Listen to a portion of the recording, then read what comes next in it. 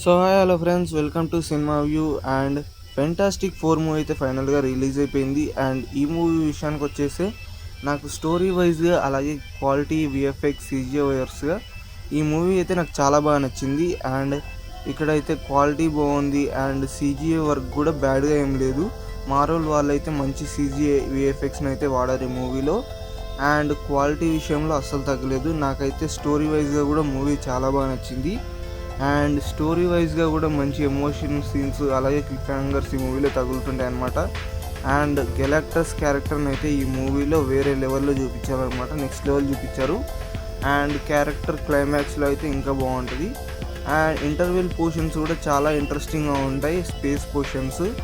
Movie 3Dలో చూసే వాళ్ళకి ఆ ఎక్స్పీరియన్స్ బాగుంటుంది. ఇంకా ముఖ్యంగా చెప్పాలంటే ఇంటర్వెల్ ముందు వచ్చే స్పేస్ సీన్స్ ఏవైతే ఉన్నాయో, స్పేస్ షిప్స్ అలాగే గెలాక్టస్ నుంచి తప్పించుకోవడం, ఇలాంటి సీన్స్ అనేవి చాలా క్లిఫ్ హ్యాంగర్గా ఉంటాయన్నమాట. సో క్యారెక్టర్ని అయితే బాగా ఇంట్రడ్యూస్ చేసుకున్నారు.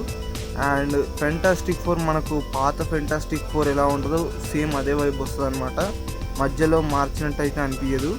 సో క్యారెక్టర్స్ వైజ్గా చూసుకున్నా అన్నిటి వైజ్ చూసుకున్నా అంతే ఉంటుంది. అండ్ మెయిన్ స్టోరీ ఏంటంటే గెలాక్టస్ అయితే భూమిగ్రహాన్ని అంతం చేయడానికి అయితే వస్తాడు. సో మన హీరోస్ ఎలా కాపాడారు భూమిని అనేది మెయిన్ స్టోరీ అనమాట. అండ్ కామిక్స్ వైజ్గా అయితే ఎలా ఇంట్రడ్యూస్ చేశారో గెలాక్టస్ని, సేమ్ కామిక్స్లో ఉన్నట్టే రియల్గా కూడా ఉంటాడనమాట గెలాక్టస్. సో ఎక్కడైతే చేంజెస్ చేయలేదు, చాలా బాగా పర్ఫెక్ట్ వేలో తీసుకెళ్లారు. అండ్ మూవీ కూడా ఫ్లాస్ అయితే ఎక్కువగా లేకుండా ఒక మంచి కంబ్యాక్తో అయితే వచ్చినట్టుంది ఫెంటాస్టిక్ 4 మూవీ. ఈ సిరీస్లో ఫస్ట్ మూవీ తప్ప మిగతా అంతగా ఏం ఆడలేదు. ఈ మూవీ అయితే చాలా బాగుంది. ఈ మూవీ మీకు నచ్చితే సబ్స్క్రైబ్ చేయండి.